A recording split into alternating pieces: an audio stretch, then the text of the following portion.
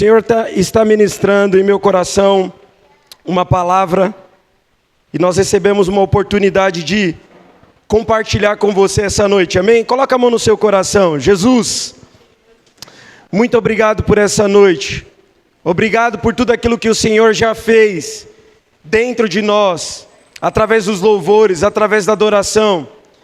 Continua, Espírito Santo, falando com cada um de nós. Continua ministrando o nosso coração. Nós precisamos ouvir a Tua palavra. E não apenas ouvir, mas que a Sua palavra penetre em nosso coração e nos transforme mais uma vez.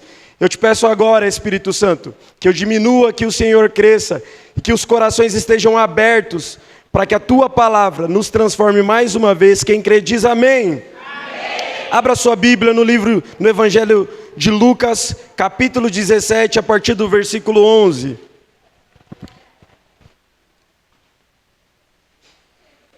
Acredito que Deus vai falar conosco, amém? Quantos creem? Amém? Lucas, capítulo 17, verso 11. O texto diz assim: a caminho de Jerusalém, Jesus passou pela divisa entre Samaria e Galileia. Ao entrar em um povoado, 10 leprosos dirigiram-se a ele. Ficaram a certa distância e gritaram em alta voz: Jesus, mestre, tem piedade de nós. Ao vê-los, ele disse: vão mostrar-se aos sacerdotes. Aconteceu que seguindo pelo caminho, repita comigo, aconteceu que seguindo pelo caminho, foram purificados. Alguém diga aleluia. Um deles, quando viu que estava curado, voltou dando glória a Deus em alta voz. Prostrou-se aos pés de Jesus e lhe agradeceu. Este era samaritano.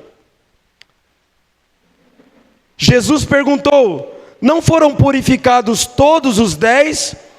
Onde estão os outros 9? Não se achou nenhum que voltasse e desse glória a Deus, a não ser este estrangeiro. Então ele lhe disse: levante-se e vá, a sua fé o salvou, amém? Esse é um texto muito conhecido, e ele retrata a história onde Jesus cura 10 leprosos. Jesus estava ali numa vizinhança, onde a Bíblia não fala exatamente, mas ela conta que era perto de Samaria e de Galileia, amém? E quando Jesus está naquele vilarejo, 10 leprosos se aproximam. Nós precisamos entender que a lepra era uma doença que tinha cunho religioso também, porque alguém leproso, automaticamente, quando era diagnosticado, essa pessoa precisava se afastar da sua família, se afastar da vizinhança, porque a lepra era contagiosa.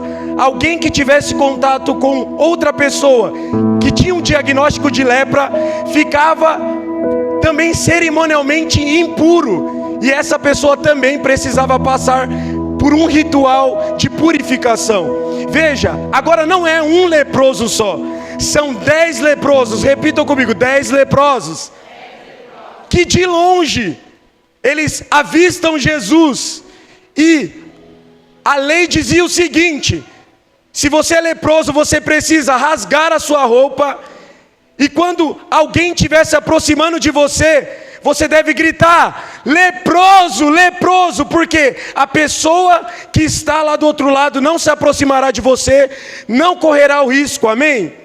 Mas eu vejo nessa história, esse relato bíblico, que os leprosos avistando Jesus, eles não gritam a sua condição, eles não gritam leprosos, leprosos, como a lei dizia para eles gritarem. Na verdade, esses homens, tendo o pressuposto de conhecer o sucesso que Jesus tinha, a fama que Jesus tinha, eles gritam de longe: Senhor Jesus, tenha misericórdia de nós, tenha compaixão de nós. Alguém diga aleluia. Alguém pode ser leproso. Alguém pode ter uma enfermidade. Alguém pode ter um rótulo, uma taxação pela sociedade ou pela família. Mas quando você tem consciência que Jesus está perto de você, o que definirá você não é o seu rótulo, não é a sua fraqueza, não é a sua lepra. Você não deve gritar a partir da sua enfermidade. Você deve reconhecer aquele que é poderoso para curar você. E eu vou falar para você, isso é muito mais poderoso. Você diz: eu tenho essa doença é minha. Você recebeu um diagnóstico, mas essa doença não é sua. Então você vai diante de Jesus dizendo: Senhor, está aqui o meu câncer, está aqui a minha prova, a minha luta. Deixa eu dizer para você, talvez você está vivendo debaixo de uma condição, e esse não é o nome que Jesus dá para você. Essa não é a condição que Jesus dá para você. Para nós termos perspectiva disso, veja, eles avistaram Jesus de longe e gritaram: tenha misericórdia de nós, porque eles sabiam que Jesus podia curar eles. E esse é um texto que é reconhecido como o texto da gratidão, porque de fato a Bíblia nos revela que Jesus fala para eles o seguinte: vão e se apresentem ao sacerdote. O texto nos convida a uma realidade, dizendo que enquanto eles estavam no caminho, repita comigo, no caminho, todos eles foram purificados. Você olha para esse texto e fala: glória a Deus. Mas deixa eu explicar o texto, vai ficar mais poderoso. Diversas vezes Jesus curou algum enfermo, um cego, um aleijado, e a ordem de Jesus era: apresente-se ao sacerdote, porque a lei de Moisés instituiu que o sacerdote tinha o papel também de diagnosticar se realmente aquela pessoa tinha recebido a cura, se ela podia voltar ao convívio normal, porque a doença física, a enfermidade física, seja ela lepra, seja ela cegueira, ela era uma consequência do pecado, amém? Então a pessoa não podia, antes de que o sacerdote desse o diagnóstico de cura, ela não podia se apresentar para outras pessoas. Então Jesus dá uma ordem para eles: vai e se apresenta ao sacerdote. O texto não me diz e não diz para você que eles foram curados e depois Jesus disse: vai se apresenta ao sacerdote. O texto diz o seguinte: enquanto eles estavam indo pelo caminho, eles foram purificados. Então o primeiro ponto dessa mensagem é: a cura de Jesus vem enquanto nós estamos em movimento. O milagre de Jesus vem para as nossas vidas enquanto nós estamos obedecendo a ordem e a direção que Ele nos deu. Porque essa atitude deles de ir até o sacerdote sem antes ter garantia de cura foi uma atitude de fé e de ousadia. Porque pensa, se eles chegassem no sacerdote sem cura, seria um vexame, todo mundo ficaria sabendo. Como que vocês vieram parar aqui? Por que vocês fizeram isso? Eles morreriam apedrejados. E não, eles decidiram todos juntos irem, obedecerem a ordem, seguirem a direção. E eu quero dizer para alguém essa noite: talvez você está parado esperando alguma coisa acontecer, mas Deus está dizendo para você: se movimenta debaixo da direção que eu já dei para você. Quanto tempo você vai ficar orando, pedindo confirmação para Deus de algo que Deus já disse para você fazer? Quanto tempo você vai ficar parado no lugar dizendo: eu sou um leproso, eu já recebi uma oração, eu já recebi uma direção, mas ninguém me ajuda? Deixa eu dizer para você: você tem uma direção, você tem uma ordem de Jesus dizendo para você: vai e se apresenta ao sacerdote. Mas nós nos acostumamos a viver debaixo de garantias e de muletas. Senhor, se o Senhor confirmar, alguém assim, Me dá um sinal. Se passar 3 pássaros agora, papagaio, uma arara, Senhor, eu vou obedecer o Senhor. Deixa eu dizer para você, Jesus é claro na ordem dele: vá e se apresente ao sacerdote. Mas muitas vezes nós pensamos que isso é apenas falta de fé, mas é orgulho. Orgulho de se expor. Orgulho de se colocar numa posição de dependência. Porque sempre que você obedece à voz de Deus, você ficará num lugar que é desconfortável. Decidiu obedecer à voz de Deus, decidiu seguir a direção de Jesus, você vai ficar desconfortável. Será mesmo que eu vou ser curado? Será mesmo que Ele vai fazer? Quando você obedece à direção de Jesus, deixa eu dizer para você, não será confortável, mas você terá a garantia que aquele que liberou a palavra é fiel para cumprir, porque toda palavra que é liberada, ela não volta para si vazia, ela cumpre o propósito pelo qual ela foi enviada. Então deixa eu dizer para você, no caminho acontece cura, no caminho acontece milagre, no caminho acontece transformação. Não, eu não vou sair daqui sem garantia. No caminho, a Bíblia nos relata nos evangelhos que estavam 2 discípulos tristes porque Jesus tinha morrido. Repita comigo: Jesus tinha morrido.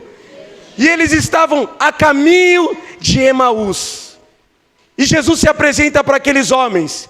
Enquanto eles conversavam, eles diziam: Ele morreu, Ele partiu. E eles estavam a caminho de Emaús. Então Jesus se apresenta para eles, parte o pão, e os olhos deles são abertos. Você está esperando as coisas acontecerem, mas Deus vai te revelar no caminho. Veja, coincidentemente, nós vemos que os primeiros seguidores de Jesus, depois da sua partida, receberam um apelido pejorativo. Antes deles serem chamados de pequenos cristos, cristãos, quando eles se reuniam nas casas, sabe como que era o nome deles? Aquele é o povo do caminho. Aquele é o povo do caminho. E aí, quem estava de fora, o Império Romano dizia: eles são os doidos aí do caminho. Eles seguem aí um caminho que eles falam aí. Parece que a Bíblia está explicando a Bíblia. Parece que o texto bíblico está explicando outro texto bíblico, porque em João 14, versículo 6, alguém está aqui comigo e eu vou pregar para 2 pessoas. João capítulo 14, verso 6, Jesus se levanta e diz: eu sou o caminho. 3 pessoas estão aqui comigo pregando. Eu sou o caminho. Então o Império Romano não entendia.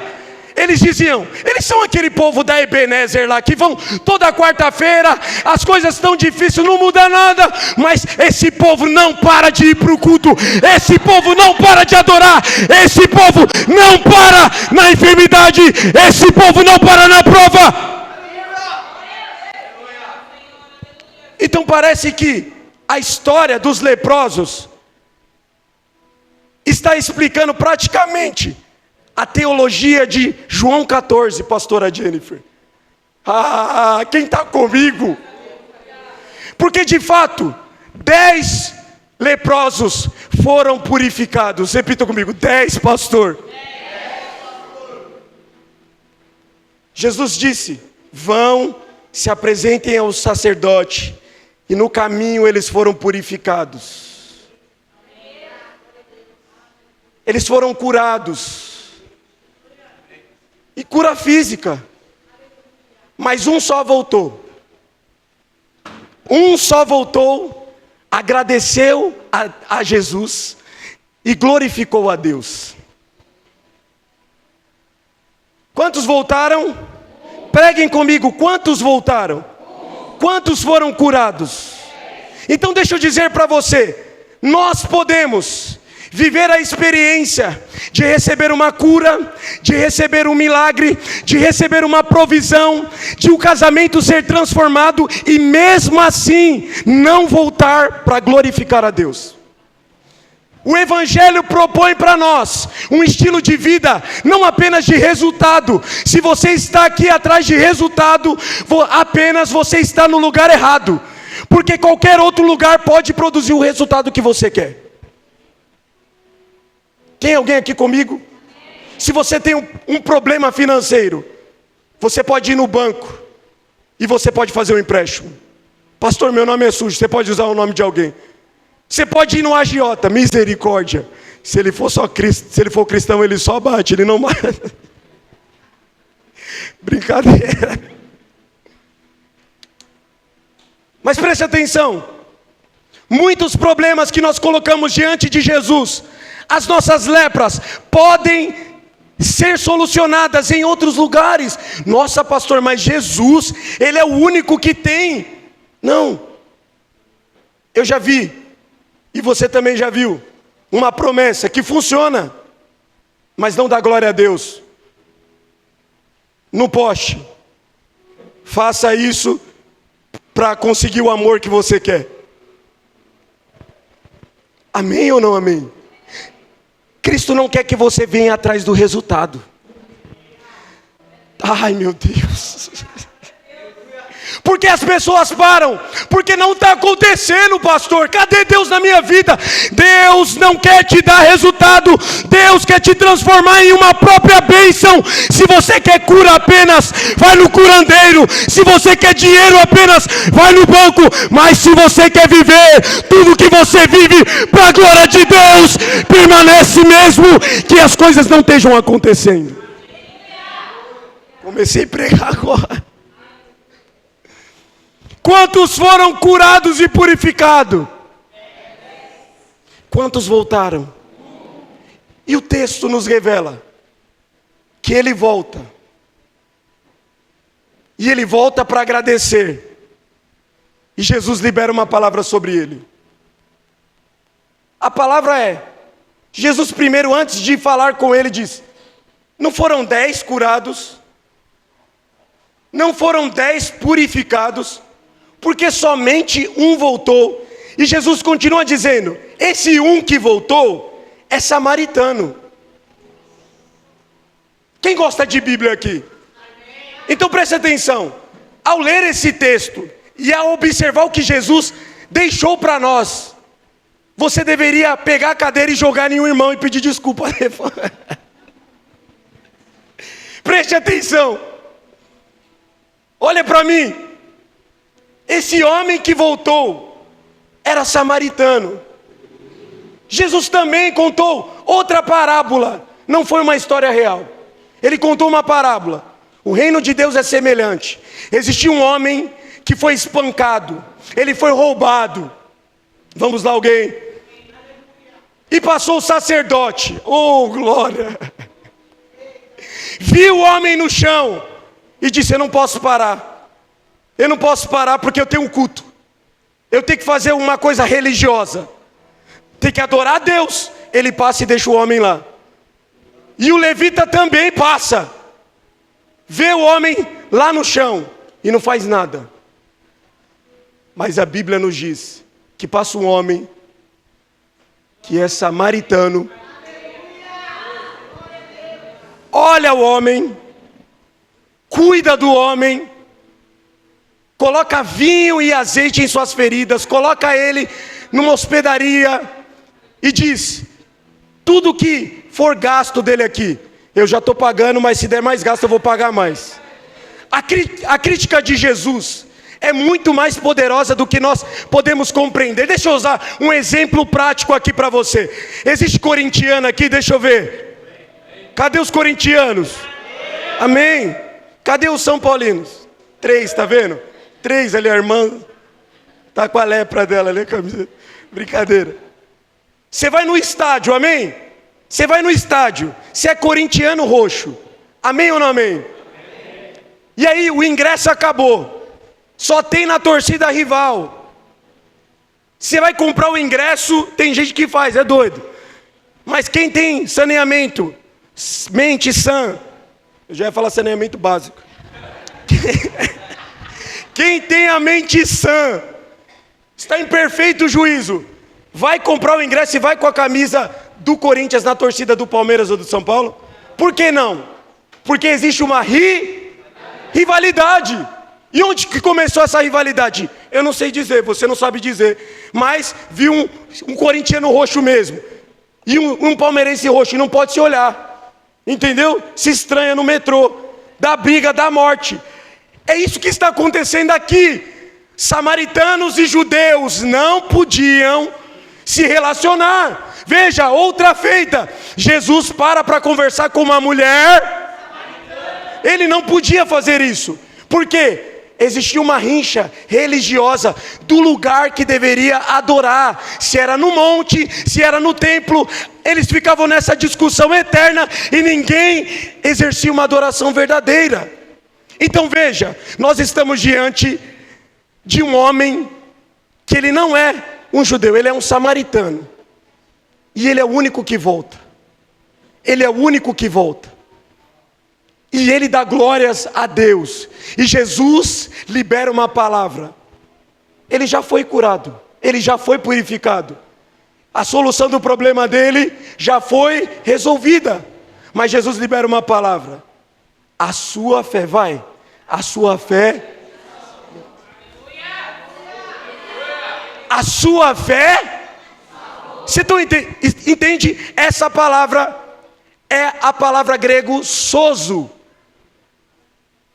É a palavra que significa salvação completa, cura do corpo, da alma e do espírito.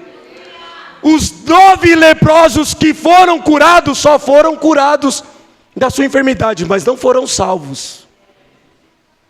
Ai, Jesus. Mas para esse homem que voltou, Jesus disse: vai, que a sua fé... É o texto explicando o texto. Porque João 16, João 14, versículo 6 diz: Ele não é apenas o caminho, Ele é a verdade. E eu não volto para algo que eu não acredito. Eu não volto para o engano. Eu não volto para algo que não funciona. Eu não volto para algo que eu não acredito. Ele é o caminho, mas Ele também é a verdade. Se parasse por aí, estaria satisfeito. Mas Jesus continuou dizendo: eu sou o caminho, a verdade e a cura. Eu sou o caminho, a verdade e o milagre. Amém? Não, eu quero 3 crentes comigo. Sonoplasta, todo mundo aqui. Eu sou o caminho, a verdade e a vida. De novo, eu sou o caminho.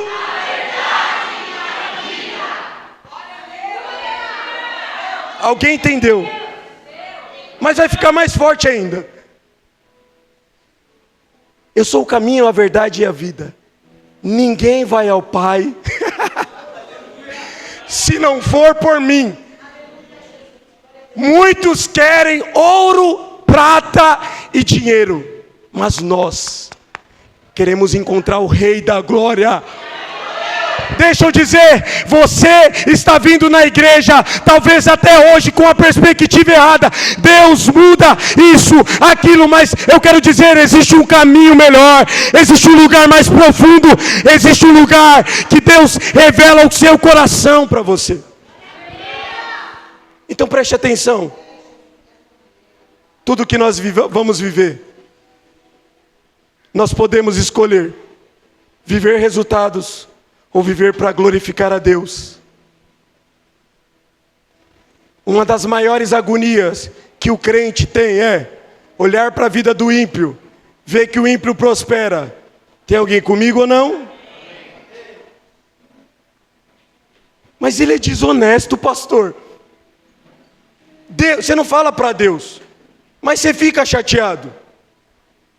Senhor, faz tudo errado. Olha como que está a vida.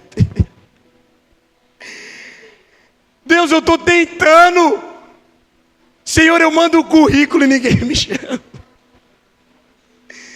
Senhor, eu sou fiel, eu sou uma boa esposa.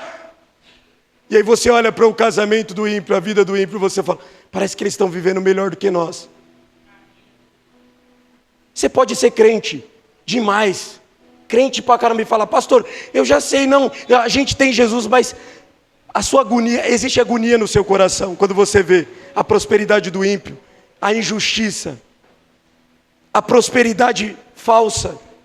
Mas eu quero dizer para você, todas essas coisas são passageiras. Porque eles não são o povo do caminho, eles não receberão a verdade e não receberão a vida.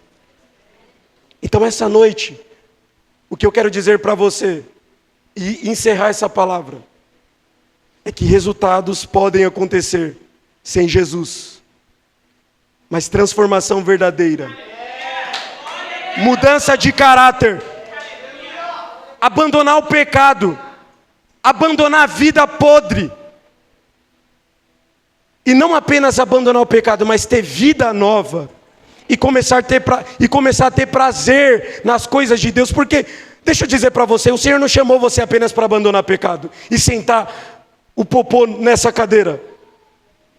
O Senhor não chamou você apenas para deixar o cigarro e ficar no banco, sentado assistindo culto após culto. Não, o Senhor não chamou você apenas para deixar os seus pecados. Se você faz isso, faz para o seu próprio benefício, como o pastor ministrou. Se você abandona o pecado do vício, vai sobrar dinheiro para sair com a sua esposa. As irmãs digam aleluia. Se você abandona o pecado da prostituição, também não vai atrair doenças sexualmente transmissíveis para você. Agora, alguém que entendeu que foi perdoado por Jesus, que é salvo, começa a anunciar como a mulher samaritana saiu do poço, dizendo, eu conversei com alguém que é o caminho, eu conversei com alguém que é a verdade, eu conversei com alguém que não me usou, me deu vida, me deu vida, me deu vida. Você pode glorificar a Deus essa noite. Oh, aleluia! Então olhe para alguém e diga, você vai ser curado e vai embora? Ou você vai voltar? Tem crente que Deus tem que ter. Eu vou encerrar essa palavra. Quem quer que eu encerre, diz amém. Mas eu vou encerrar. Preste atenção. Tem gente que tem que viver na prova. Porque se Deus aumentar R$100 o salário, acabou.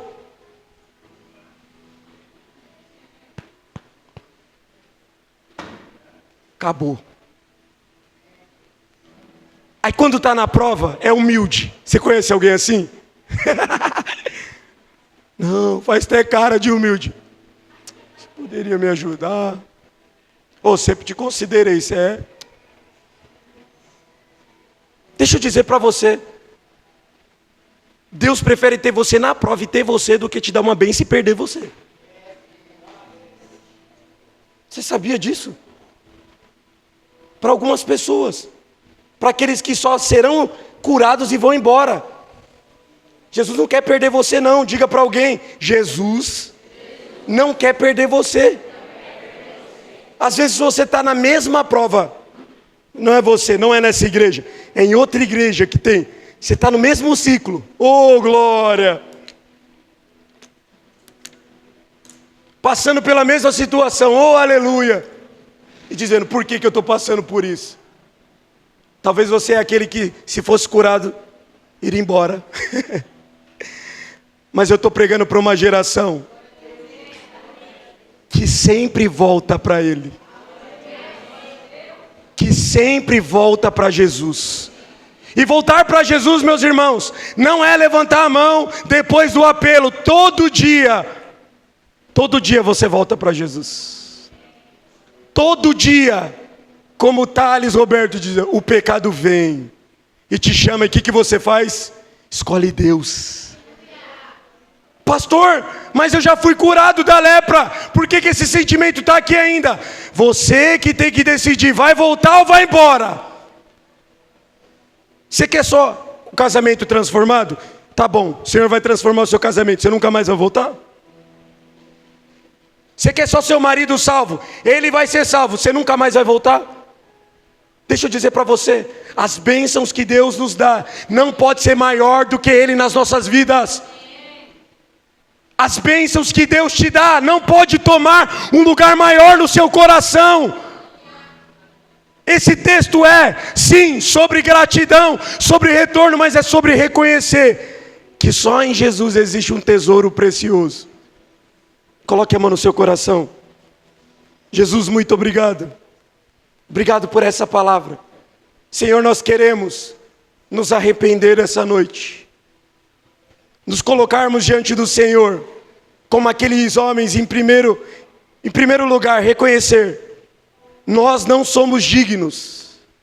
Nós não temos nada em nós que nos permite se aproximar de você, Jesus, sem que nós sejamos apedrejados.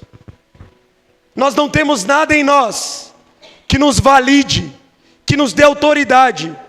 Mas quando o Senhor libera uma palavra, Jesus, nós podemos ir no caminho que o Senhor nos enviou. E não apenas se apresentarmos para o sacerdote, mas nós podemos tomar a decisão de irmos embora curado com o problema resolvido, ou voltarmos para receber o maior milagre que um homem pode receber, e que nenhum sacerdote pode dar, nenhuma religião pode produzir, que é vida nova, vida eterna. Então eu quero te pedir, Espírito Santo, que o Senhor gere esse entendimento sobre nós, sobre a sua igreja, que nós não sejamos homens e mulheres que estão atrás apenas de solucionar problemas. O nosso culto não pode girar em torno de: Senhor, faça um milagre e resolva a minha vida. Mas assim como aquele homem que retornou, que foi curado sim, mas reconheceu que o Senhor é o bem mais precioso que nós podemos receber. Gera isso em nós, gera isso em nossos corações. Nós te pedimos em nome de Jesus. Quem crê diz amém.